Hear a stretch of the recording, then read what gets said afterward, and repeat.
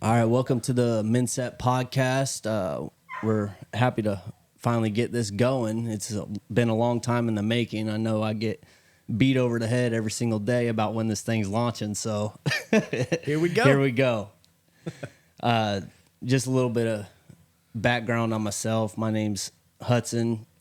Family calls me Jason, but, just call me Hudson.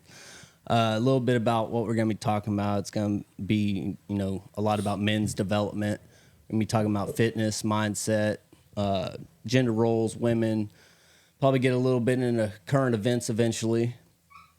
As far as my background goes, I came up from a military family, moved all over the place, never really made friends very easily, so I kind of just stayed to myself, got picked on a lot.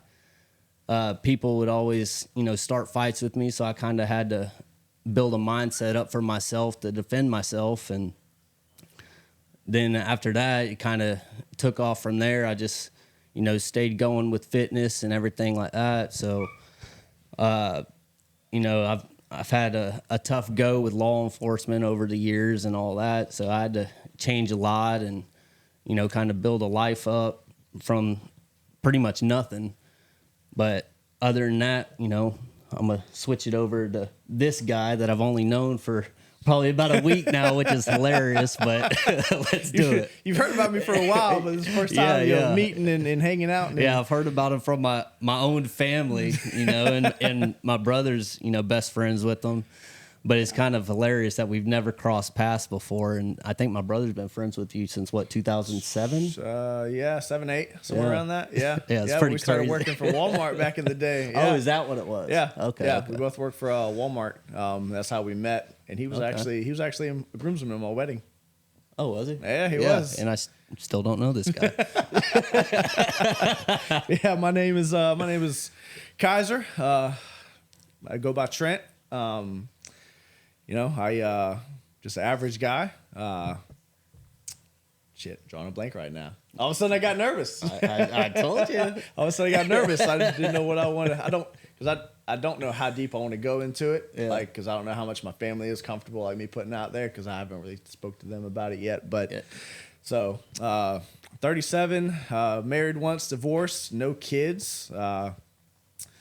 Lived by myself. Grew up traditional mom and dad. My mom recently passed not recently, about a year ago. Almost August 4th will be a year. So cancer survivor. My mom and I both had cancer at the same time, went through chemo at the same time, and she lost her battle and I won mine. So got her here with me today. Actually, her ashes are Oh, that's in pretty this. cool. Yeah. So my sister, I had the idea of kind of getting necklaces, for all of us, just something to carry her ashes with us. And she ended up getting the necklaces for me and my dad and my brother and her. And That's pretty sweet. yeah. So carry her with me, and she's with me now, and gives me a lot of strength. And she was a fantastic woman. My dad, they were married 37 years. Oh, wow. Yep, 37 years. Yeah, so That's not common in it today's really era. isn't. No, it's weird because like a lot of the people and couples that I know, like from girlfriends and friends, like that are older, like 50 plus, all of them are married still. Like my ex-wife, her mom and dad are still married. They're going on close to 40 years. My parents almost made it, 40. Yeah. So a lot of other parents and couples that I know, 25, 30 plus. So it's weird because how many couples and people do you know today our age that, like how many people are getting married now that are going to be still married in 15, 20 years? Probably less than 10%. It's not looking good, man. Like divorce rates are crazy. Me and my dad go back and they've ever been. Yeah, me and my dad go back and forth, all the time because like he hasn't dated in 38 years. Oh, so man. it's the environment is way different than it is now. So, when I'm talking to him and telling him stories, is you got to do this and you got to do that. And like a lot of, he went to work, he made the money. My mom stayed home, and then she was kind of like an everyman, I guess, so to speak. She was like real artistic and did a whole bunch of things to make money and help supplement income. And, if ever we ran into a hard stretch, she had no problem like working and helping out. So, now when I'm dating and I'm looking for somebody, like that's kind of the measure that I have. Like, yeah, you're attractive, you're beautiful, but like how good of a partner are you? Mm-hmm. You know, in these days it seems like as the man, you're just an ATM for somebody. Because like the first question is like to be measured up to, or like, well, what do you do? How much do you make? Yeah. What can you give me? You know, what can I get from you? And it's not like, what are your values? What do you believe? Mm-hmm. Like what have you been through to make you who you are type deal. So like there's, in the age of social media and Instagram and stuff, there's not a whole lot of depth to people these days. Everything is so superficial and service level, which is why I think like podcasts kind of like this, hopefully we'll grow into, and other podcasts like that. It's like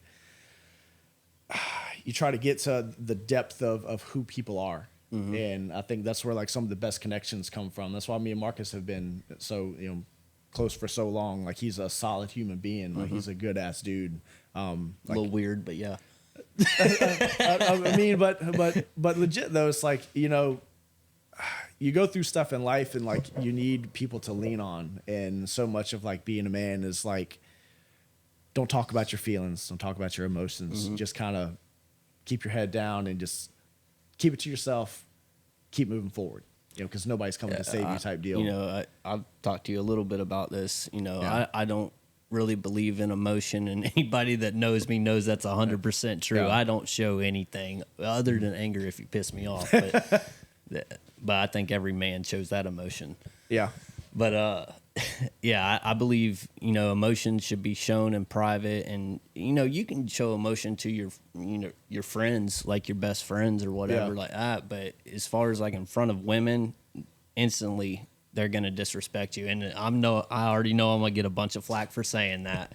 Because you always hear these women lie about, oh, I love a man that shows his emotions. No, you don't. No, that's a death sentence. That is the quickest way for you to get ghosted, for you to get disrespected, cheated on, left. Like they don't respect guys like that, because like you're supposed to be the rock. Well, you're supposed to be masculine, the protector. You know.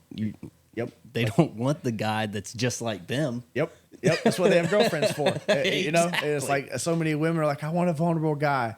No, you don't, because it turns them off. You know, and they'll say that because it sounds nice. You want to be politically correct, and you want to be. Well, see, that's the problem right there. Everybody wants to be politically correct now, which I'm certainly not. But these women out here just basically tell you like, which, you know, on the flip side of that, men are gonna tell these chicks lies to get in their pants too. So, so I guess it's an even playing field on that. You know, what's the quote? It's that what women love what they hear, so men lie. Yeah, men love what they see, so women wear makeup. Exactly. Yep. But see, I think, you know, a big problem in today's society is women think their beauty is the end all be all as far as holding down a man, and that's just not it. Nope. It's what are you doing in the household? What are you doing to support that man? As far as like, if you know they want to start a family with you, what are you going to bring to the table as far as being a good mom? Are you going to still be driven in a career path, or are you going to take a step back and, you know, take care of the house, take care of the family, things like that? Yeah. And also, like, are you going to be argumentative all the time? Is it going to be nagging all the time? Is it like, are you going to come home and it's World War III? You know, like you're nagging about something. There's something I didn't do. There's something you're unhappy with, or it's passive aggressive attitude. Or are you going to be like happy to see me? Or are you going to be peaceful when I come home? Like, you know, life gets hectic and people get caught up real easy, and a lot of things really that are temporary. Mm-hmm. But it's like one of the biggest things that I think makes relationships successful is just being pleasant around each other. And like you come home and she's happy to see you and you're happy to see her, and giving each other compliments and stuff. Exactly. Like dudes are pretty simple. Like we don't want to come home after a long day's hard work and you're just going in on us from the time we step in the door, man. Like, dude, we just want peace, man. Like just, you know, let us be relaxed with you. You know, it don't have to be you know, like you said, World War III once we walk through the door, man. Be feminine, be complimentary. Exactly. You know, it's not that hard. It really isn't. It's like, especially the biggest argument that everybody has, and everybody can relate to this. I'm hungry. What do you want to eat? Oh, yeah. I hate that discussion. I'll ask once or twice, like, hey, do you want to eat? What do you want to eat? Yeah, yeah. And then if she doesn't care, okay, this is what I want. Let's go here. Yeah, well, you know, I'll be like, look, just pick a place and we'll go. Nope. Yep. Can't ever. Nope. What do you want? I just told you pick whatever you want and we'll go. Well, I don't know. But it's weird like, because like no matter how advanced we get or how much we progress in society, like you're never gonna outsmart biology. Right. And I think that's like a subconscious way of like they don't know what they want and they want you to lead and they want you to make the decision. So it's like it's not that big of a deal. Just pick wherever you want to go. That's where we'll go. Well, I don't know. It's not a huge deal, but in that moment, it's like, and now I've picked up on these things as I've gotten older, and you know, you're exposed to more content like this and other content from bigger creators and stuff. Where it's like that's your time. Like even though it doesn't seem like that big of a deal, that's like that tic tac comment. Oh yeah. That where you we're going here. I want barbecue. Yeah. I want barbecue. I want pizza. I want sushi. Right. This is where we're gonna go. And for the most part, like you step up and you're authoritative with what you want and how you say it, they'll follow along. Well, play off the whole biology thing. You know, they say women are more unhappy now than ever before, and a lot of it's because they've been pushed into the workplace. And they're not taking on, you know, their biological feminine qualities, you know, and these men, you know, since they're doing 50-50 and all this other stuff, they're starting to revert more to feminine roles, which I think eventually all that's going to, you know, come back full circle. It's coming to a head, but it's like men are being feminized and women are being masculinized. And masculinized women are propped up. Huh? Is that a word? Masculinized? Yeah. I don't know if it is. It might be. Sounds weird. Let us know in the chat. But yeah, it's like women who are more masculine, they're propped up in society and they're forced to go in that direction. And men that are feminized, like, when was the last time you saw like a sitcom or like a TV show or a movie where the guy was the main character and was able to get shit done and was able to handle whatever situation came about? Like it's always the women who are smarter or more capable or, you know, or more it's like stoic. The man's down on his luck and, you know, he finds this career woman that builds him back up. He's like, come on, dude. Yep. I mean, you know, and it does help to have a solid woman in your corner. It really does. For sure. But at the same time, it's like you need to have a purpose. You need to have a direction and you need to have a vision that you want to go in and that you see yourself and you want to take her with you. But also her job is to support that and help facilitate that when you need it. And it's not overtly direct, like, hey, do this or hey, do that. It's like you can have a conversation with her, you respect her opinions, and then you make a decision, and then she supports whatever decision you make. And sometimes it may be wrong, but you never know until you're going to try and you see where things go. And another thing I've seen real bad, especially like, you know, these women just thinking they can just do whatever they want, like straight up like embarrassing their man in public. That's like the number one thing you can't do. Like, and it's celebrated. Don't ever make your man feel small in public in front of everybody. Don't embarrass him.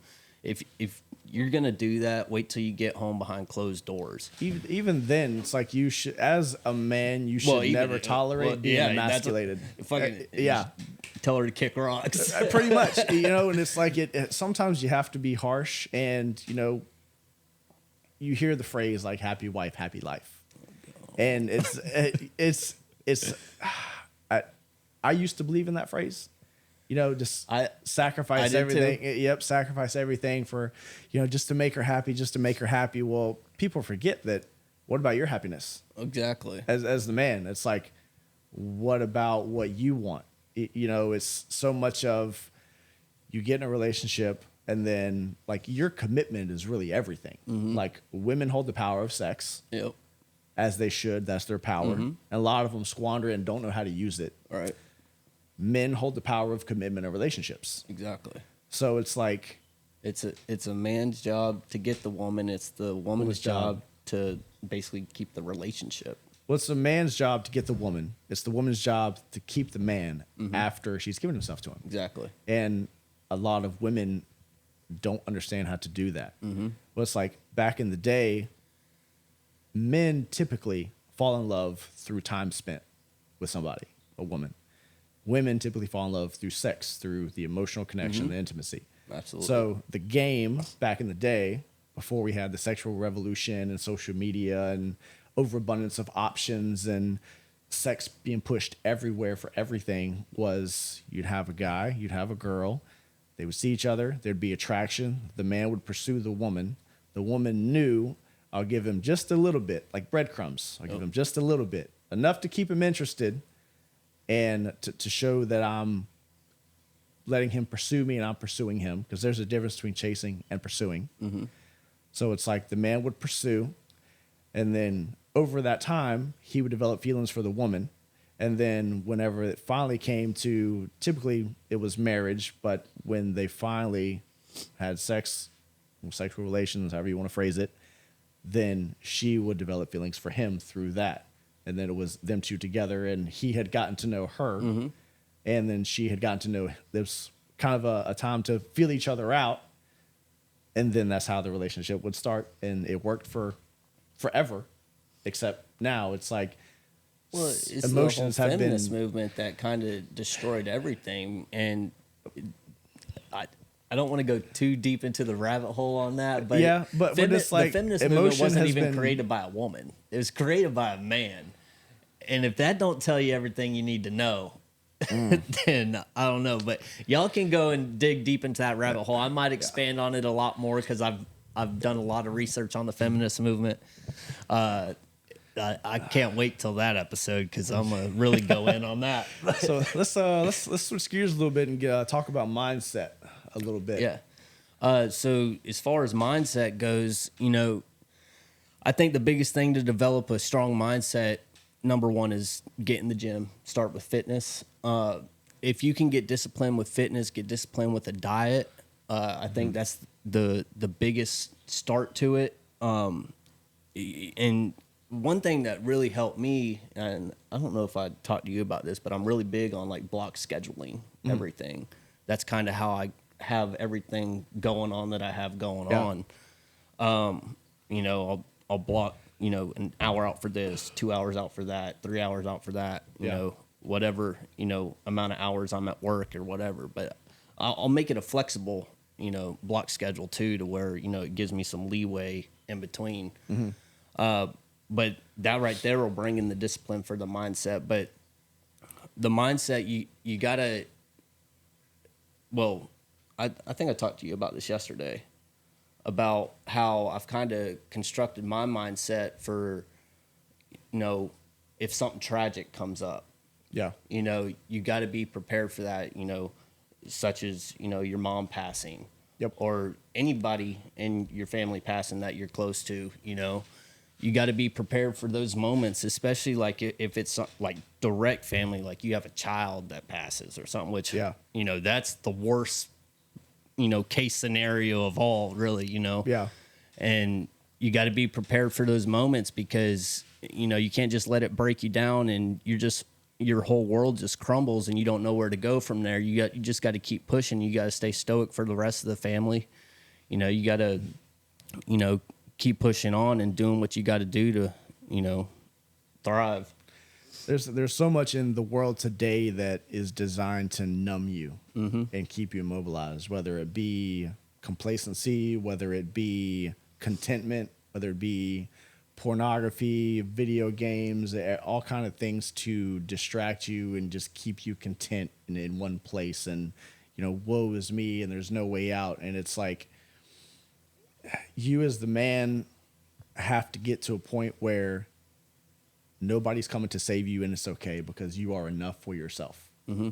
And, I think if you can deal with things in a positive way, once you start seeing that you can do one thing and you're successful, it'll lead to another thing that's successful and another thing that's successful and another thing. So it's like, you never know what you can handle until you're faced with having to handle it. Mm-hmm. But then also learning from other people's mistakes and seeing how they deal with things and just knowing that you can get it done. It might not be today, it might not be tomorrow. Is like what you were saying, be very observant of how other people are reacting to certain things. That way you can kind of absorb that and kind of, create your mindset around, okay, this person reacted to that, didn't end well. Yep. So maybe I need to pivot in a different direction so that doesn't happen to me. Yeah, so something a little bit about my story. So last year, February, my mom was diagnosed with pancreatic cancer. At the time, they didn't give her a stage, so she got a second opinion, and it ended up being stage 4. And they gave her 6 to 12 months. So she had been sick for a while with stomach issues, pancreatitis, other things, and the doctors just didn't catch it until kind of it was too late.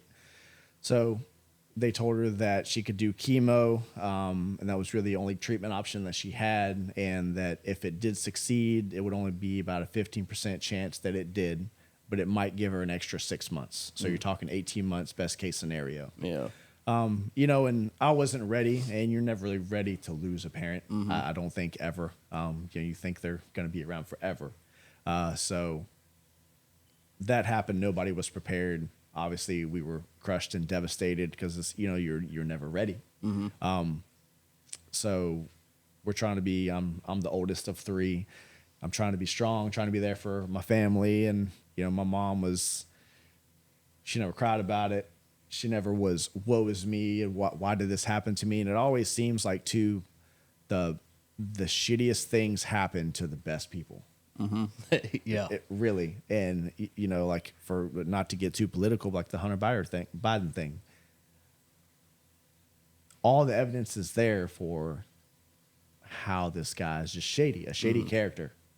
And he's hanging out in the White House with the most affluent people in Washington and in the country and the world. Nothing's happening to him. Yeah, exactly. And it's like, my mom was an amazing woman, an amazing person, my best friend. I'm a mama's boy. Love my mom to death. So I think every guy is at heart. Yeah. Even if they don't show it. Yeah. I mean, there's something about moms, man. Oh, yeah. It's something about moms.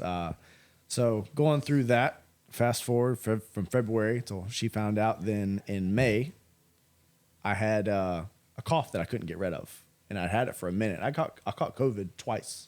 I never got vaccinated or nothing. I was iffy about it. I was like, nah, I'm just to see where this goes. I don't trust this vaccine. So go in for a cough, take antibiotics, doesn't do anything. So I go back to the doctor. I was like, hey, you got anything stronger antibiotics wise? And the doctor was like, that was the strongest thing we had. Wow. Let's do some blood work. Yeah. So I'm like, okay.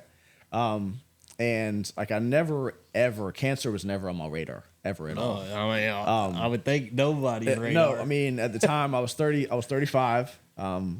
So like I live a healthy lifestyle. I've never done drugs. I've never smoked weed, like ever to this day. I'm not curious about it. It's not for me. I don't judge, but, I'm not a big drinker. Addiction runs in my family. So like, some drinks here and there, but I don't drink to get drunk. I enjoy the taste of a drink, but for the most part, I don't like getting drunk because when I am that way, if something goes down, I can't respond to the situation. Exactly. And I don't ever want to feel like I'm not in control. I've migrated to it because I used to drink a lot. Yeah. And especially since I got big into fitness, I pretty much don't drink at all. Yeah. Maybe if I go out to a steakhouse or something like that, or if I'm eating a steak at home, I might have one beer. Yeah. But I don't even have beer in my house. Okay. So I can't say that. I got some Blue Moon. Love me some Blue Moon, but no Bud Light. oh yeah, but thank God. But it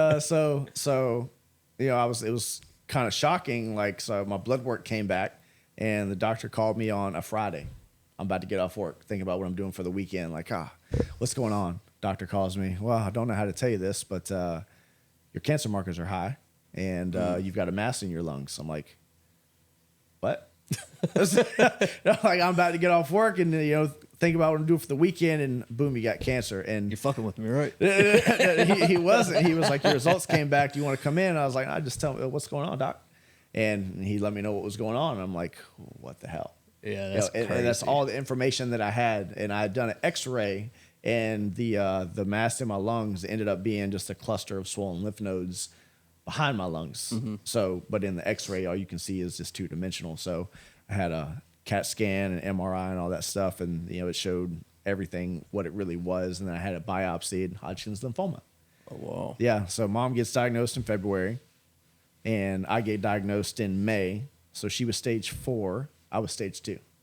That's just crazy that it happened during that same time frame. Like, Yep. It's one of those things where it it's almost like, makes you wonder if like there was something specific that caused it for both of y'all to just randomly get it at the same time. my dad racks his brain. That's just so weird. And I think a lot of things in life are the why. Why did this happen? Yeah. Why is this person? The why. So I think it's natural to question. I don't really care, to be honest. Because I live my life the way I live my life, and if I was supposed to get it, I think maybe the purpose of me getting it was to test me somehow, or to give me the tools to help somebody else or spread a positive message. Yep. Because now we're talking about mindset, and my mom gets cancer, I get cancer, we're both going through chemotherapy at the same time. We're both dealing with cancer at the same time. But it's like, when they told me what it was, Hodgkin's lymphoma, it's like the most survivable form that you can get, the most treatable form. So once I knew that it wasn't going to kill me, then it was like, I see what my mom's going through. She's still got a smile on her face. Fuck it. Like, life is not that bad, because you hear it all the time. Somebody always has it worse. And like, you get so caught up in your own life that you don't really think about it. And it's cliche to say, but it's like, I've got cancer. Hers is terminal. Mine is not. So, like, she's being strong. I have no excuse not to be strong myself. So a lot of my strength came from her. So fast forward, the morning she passed away, she lost her battle that morning on August 4th. And I had chemo that same morning at 9:30 down in Gainesville. So Were you in the same hospital as her? No, I was getting treatment down in Gainesville, and she got treatment up here in Jacksonville. Oh, okay. Yeah. So she passes. Fast forward a couple hours, I have to go to my chemo treatment. So then while I'm getting my chemo treatment, somebody rings the bell that they had completed their treatment and had beat cancer. Oh, wow. So in about a 12-hour span, my mom lost her battle, I was fighting mine, and somebody had won theirs. So it was like the full circle of kind of life, and it was really awesome. That can be very eye-opening. It really was, and it was really awesome because in a weird way, not to get too like religious or deep into the weeds, but she was there when I took my first breath in this world. She gave birth to me, and I got to be there for her last breath out of this world. So like in a real circle of life way, it was really beautiful and amazing that I was able to be there. So going through that, it's like, you can always make money, you can always lose money. You can always get jobs and lose jobs. Friends come and go. Like, so much of life is kind of for a season sometimes. But it's like, you can always be there for yourself. Exactly. And you can always get through. And with that,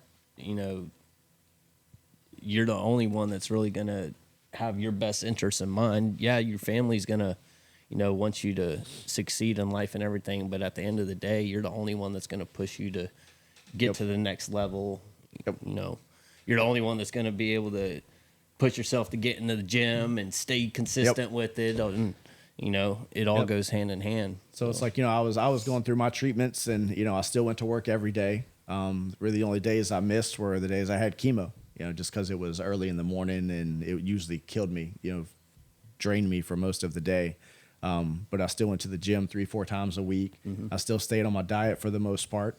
I mean, it was nice because my body was wasting away with chemo and drugs to save my life, but So I was you're still in the gym. So losing the weight. Yeah, I was super lean and shredded, but I was super weak, but I was still getting in there and getting it done. But it was nice being able to talk to people, just in passing about what I was dealing with, and then kind of seeing their reactions, and like not to be braggadocious about it, but it's like, this is what I'm dealing with.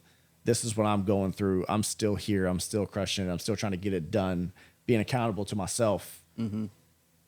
In a way, trying to motivate other people. And it's like, what's your excuse? Like, I would go and do chemo in the morning, come home, take a nap, and then I'd go train legs afterwards, just because fuck it. But it's like, it's, you got to get it done. Like you have to deal with it, and you have to keep moving forward, and now it's like, this is what I've already gone through, and this is what I've already dealt with.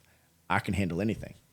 I feel like in life you're always going to be thrown something that's like life changing, but I think life's meant to be that way, and it's all about what you're going to do with that experience. Are you just going to let it put you into an abyss of darkness, or are you going to let it push you more towards the light, and you're going to be the best version of yourself that you possibly can be? Yep.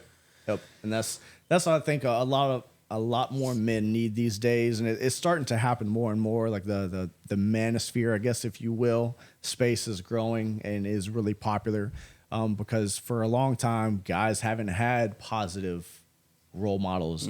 And me myself, like I think about this often. I've never had anybody that I've looked at them and be like, I want to be like that person. Exactly. I've never really had crazy role models. Like, you listen to Arnold Schwarzenegger talk about Reg Park, and I want to be like Reg Park. I want to bodybuild like him, and I want to do movies like him. And, he had an idol, he had an icon, he had a direction, and he knew how to get there and start out on that path. Like, a lot of people don't have that. I've never had that in my life. So it's kind of, it gets to a point where it's like, I don't have anybody I look up to, so maybe I should live a life that I would be proud of. Yeah, I mean, my mom and dad both came from very, very poor families. Same. And then, my dad went into the military, and even back then in the military, which I think he probably went to the military probably in the early to mid 80s. And even then, the pay in the military was trash. Yep. So we were barely scraping by as a family, and once the kids started being born, my mom was a stay-at-home mom for a while. But even still, back in the days, like, there was a lot of perks that military members got as far as like commodities and things, in the market and stuff. And it was, even though you struggled, it was still way cheaper than it was today. I mean, because when I was in, middle school, high school, my dad worked, and, I roughly knew kind of how much he made, and we had everything we needed, not everything we wanted, obviously, but, he was still able to work and provide. We had a house, we had cars, and, he'd take us school shopping and stuff. We had not the best things, but the nicest things. And my mom was able to stay home and was always plugged in with us, and we never had an overabundance, but it worked. And these days it's like, you can make twice as much money as your parents, and you still have less money than what they had back in the day. I was just explaining that to somebody else the other day. I was like, man, and my dad's even told me this. He was like, dude, you're making more money than I've ever made. I'm like, dude, I'm scraping by. Yeah. It's wild, man, because it's like, you think, like, if you're making $35,000 a year, one of your first jobs out of college, if you went to college or whatever, you have no experience. If I could just make 45, I'll be doing great. Then you make 50. And it's like, okay, if I can just make 60, I'll be doing great. Then you make 70. Yeah. It's like, if I can make 100, that'd really set me up. And then you're making 120. It's like you're living paycheck to paycheck still. It's like, what's going on? Like, well, see, a big problem is, a lot of people, the more money they make, the more money they spend. Yep. So, they kind of adjust their lifestyle to what they're making. Do I need a house like this necessarily. Yep. Do I need a brand new car outside? Do I need to do all exactly? Yep. You know, so yeah, because I watched a clip one time of Shaq talking about like the best advice he had ever gotten about money, and he had like a index card, and he's like, this is how the guy broke it down to me. He took the index card and he ripped it in half. He's like, all right, you got this money, save this half. So I had half. I was like, okay, cool. What do I do with this? He's like, okay, you get this half, rip that in half.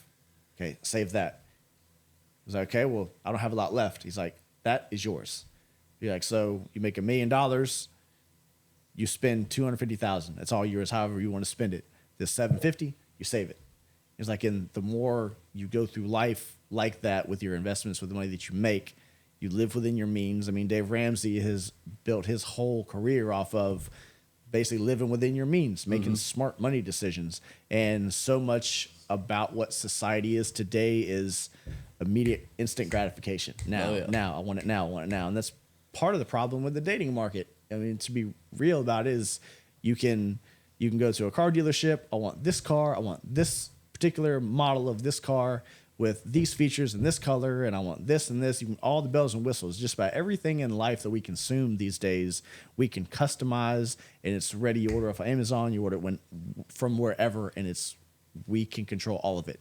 You can't change people like that. No. Like, people are not... Once that convenience has been instilled into their mind, it's like, why would I ever want to go back? And that's one of the biggest things I like about fitness and bodybuilding and being into the gym and being active, is it teaches you delayed gratification. And so much of society doesn't get that these days. Everything is instant. If we wanted a 5-star meal right now, we could hop on Uber Eats, select the restaurant, they'd go pick it up for us and be here within 30 minutes to an hour. It's like, but bodybuilding it teaches you, like, okay, I'm gonna eat this today, I'm gonna hit this muscle group, I'm gonna do these reps, and then over the next 3 to 6 months, that's my end goal. So there's no instant gratification with fitness. You'll constantly see people ask, like, how do I get abs quick, or shortcuts. Women, they'll be like, how do I build my glutes fast? How do I get a nice butt quick? And it's like, dude, why does it have to be quick? Why can't you just put in the work and those results will come? Now, a big problem with fitness is, and this goes hand in hand with mindset, is you'll get to a certain point and you'll start to hit those plateaus. And that's when a lot of people give up, because they're like, well, I'm not getting anywhere else. But so you just want to go back to being fat and out of shape? Like, the body that's is better to you? The body is an extremely, extremely complex yet simple organism, and it adapts quickly.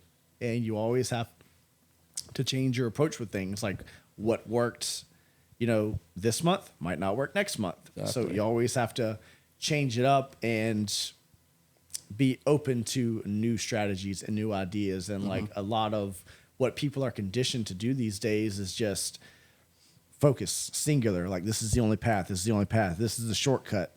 And it's not that way. Well, like, I've had friends to where, they'll complain about, I'm not getting anywhere for a while and all this. And I'm like, well, why don't you try this, this, and this? Or they'll be like, we'll meet up in the gym one day. Yeah. And they'll be like, well, I'm going to stick with my workout. Well, your workout's not working for you. So obviously, why would you do that? I'm not going to come and spot you on the stuff that you want to do if it's not working. Yeah. And that's one of the things. Why am I going to the gym with you? And that's one of the things I love about the gym. It's like, no matter how experienced you are, how long you've been in the gym, what you've done, like competition wise, non-competition wise, like, there's always somebody that knows something that you don't know. Exactly. And, you have to be open to new information and trying different things. What works for you might not work for me. Yeah, and I'm vice versa. In the gym, I'm constantly people watching just to see if somebody's doing something that might work for me, you know? Yep. And you have to, because you may be like old school, which I was for a while, to where, I basically did like, bench press, squat, like the basics, the which those, should be are still great, fundamental in your workout plan. Yeah. But like I just didn't know of anything else really, you know. I just did the basics, you know, regular bicep curls. You know, I didn't know about you know all that stuff. So concentration curls and all that to build peak and you know, you know, you just gotta look around, ask questions. You obviously have Google. You know, you can find out anything. So you know, they call it webucation these days, I think is what the term is. Yeah. But it's like I had a BMW, and it was my first, like, I finally made it. Yeah, like I got something for myself. And, you know, started having problems with it. You know, any BMW. that's because it was a BMW. Yeah, because it's a BMW. Yep. But, you know, I was aware of it. You know, I take it into the dealership, and, you know, they scan it. They give me the rundown, the printout. Like, it was like $4,500 of stuff that needed to be done. I'm like, Oh yeah, BMW parts are expensive. yeah, they are. And we had to change your oil $1,000. well, it was the particular place, the dealership I went to, they wanted $600 to change my spark plugs and coil packs. That's crazy. And I'm like, what? So like I'm looking at this list, and it's like stuff. Mostly, I don't have a problem wrenching on my cars. Like I have a good aptitude, mechanical aptitude.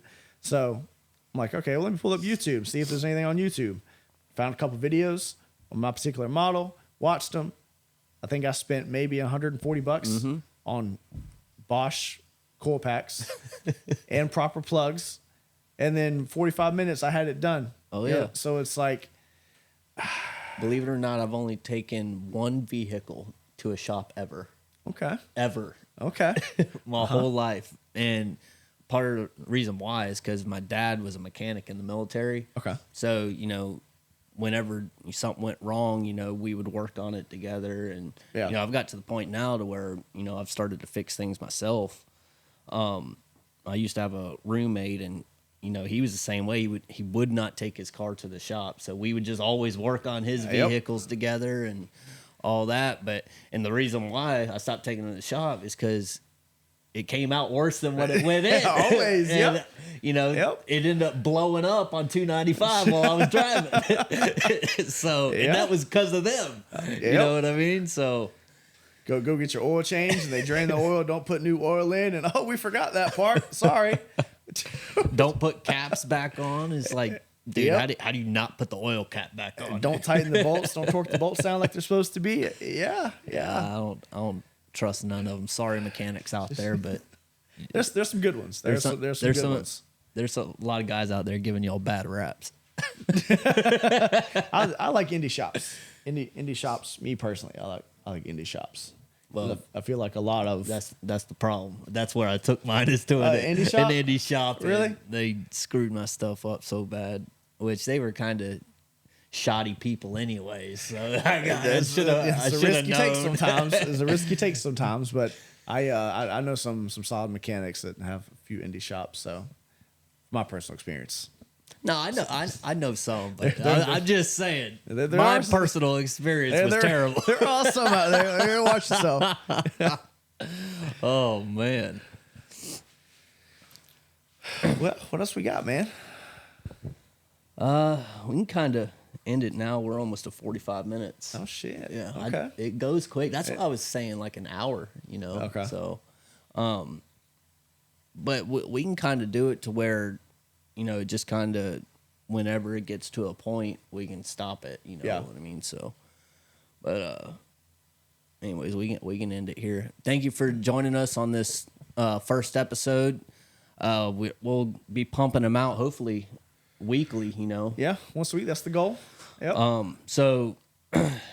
Yeah, it's going to get real controversial real quick as we go on, because I'm sure we're going to open up a lot more about, you know, topics, especially once we get to the point of really diving deep into touchy topics, gender roles, and make men masculine again. Yeah, you see that? Soft ass men out there.